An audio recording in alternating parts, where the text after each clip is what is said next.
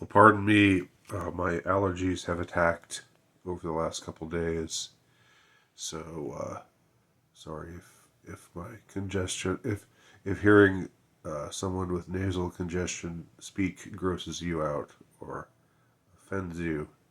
I would suggest turning this video off immediately. I thought of something else, just general. I'm in the mode of just general reflections on um, what what it's good to do and what it's not good to do. What has the best chance of enhancing your mental state, your psychological state, your spiritual state, and what will lead to likely decline in said spiritual, mental, psychological state. And the other day I talked about avoiding rage bait. It was just yesterday. I posted that video.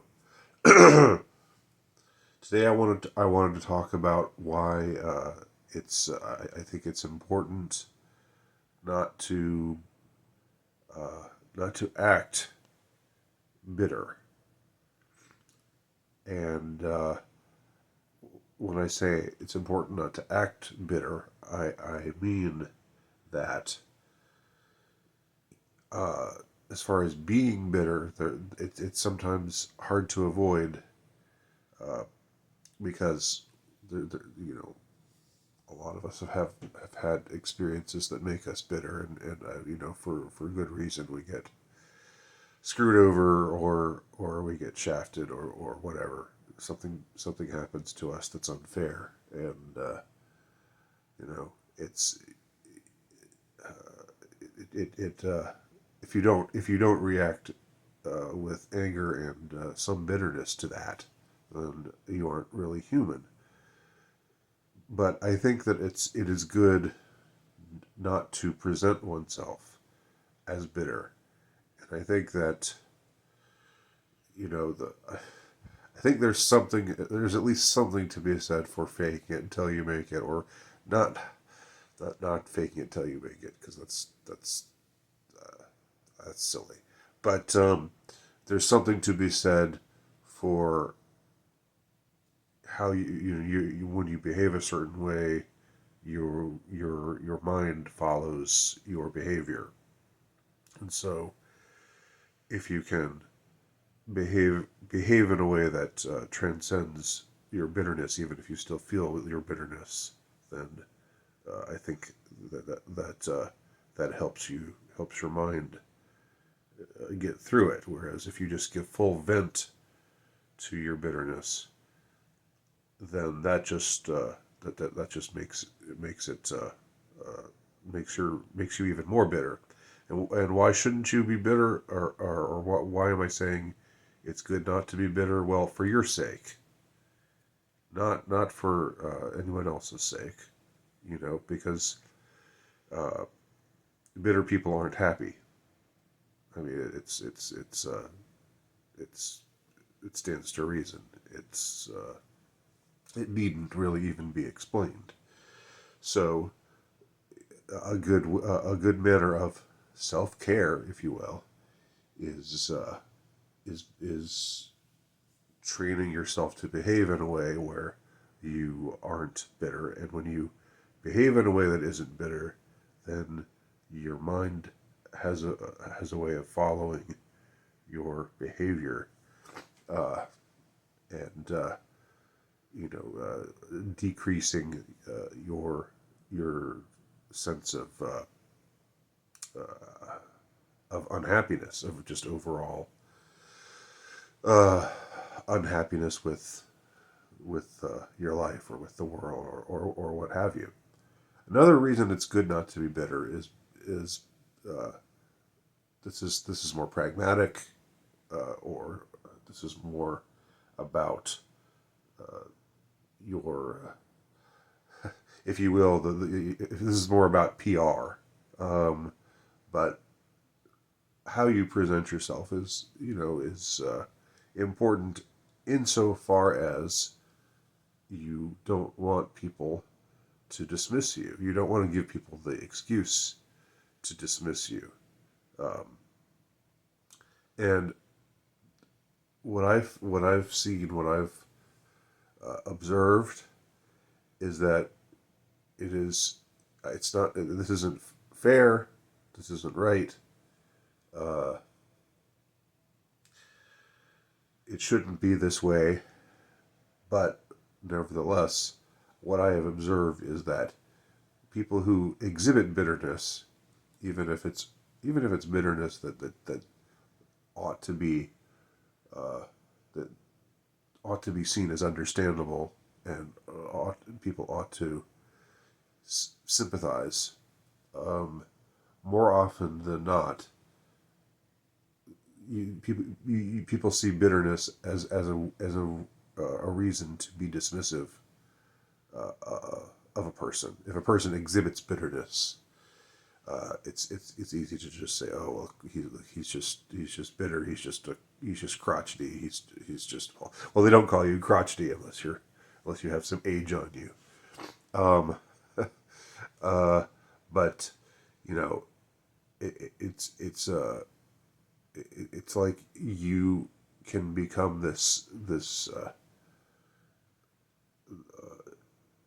figure of mockery, um, because there is something there is something kind of funny about. Uh, I mean, there characters who comedically exhibit bitterness. Uh, there is an amusement level to that, and so the reasons for that, are probably I'm not prepared to unearth at this juncture, but I think that it's just that there is some correlation between a person complaining or being a malcontent, uh, and that person just coming across clownishly. So unfortunately, even if you are really bitter and angry and you come across that way, the you give people an excuse to dismiss you, uh, and you give people an excuse to mock you, and it's best, I think, if you explain what you know, or what you have what you have seen and observed, and so forth, in a way that um, that avoids bitterness, that avoids the um, the bitter affect. So, two reasons not to be bitter, but I should have started with the first. I should. The second reason that I gave is less important, because what people think of you is less important than how than your own spiritual and mental health. So the first reason not to be bitter. Uh, the first and less important, but still significant reason not to behave uh, in a manner that seems bitter is because bitterness is something that is easily mocked, or it gives people an excuse to dismiss you. But more importantly than that, uh, when you behave a certain way, you I think there's we've sort of succumbed to this idea that, like, I guess it started with this whole primal scream kind of idea, that if you're shout, shout, let it all out. Um, and that's what that song was about. If you even know what I'm referring to here, uh, that song is a reference to Primal Scream Therapy. That if you uh, if you give vent to like there's something therapeutic about venting, and I think I've said this before. I don't think there's much therapeutic to venting. I think uh, I think that venting just drags you down into the the nether regions where you don't want to be. So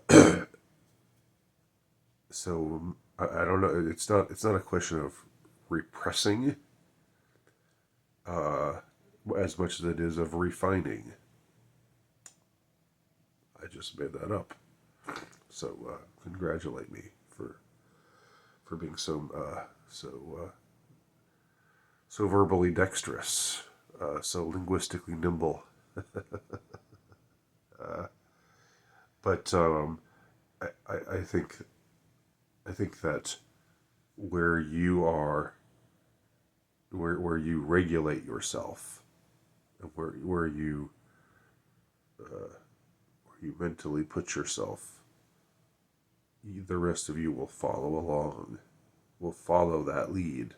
So if you put yourself, in a place where you're just marinating in uh, uh, just your negative feelings, then that's where the rest of you will go. You'll go down to the depths, following your mind. But if you put your mind, through an act of will, if you keep your mind in a place of, and I know it's not easy. I'm not saying it's definitely not easy. I'm not saying there's nothing to it. It's because it's a question of habituation. Uh, and I'm talking to myself here more than I think I'm talking to anybody else. You this is, but I think it works for you too. It works for me, or it's to the extent that I've made it work for me, it works for me, and I think it'll work that way for you too. So hopefully I've made a lick of sense in the preceding 13 minutes. Uh, and thanks for watching.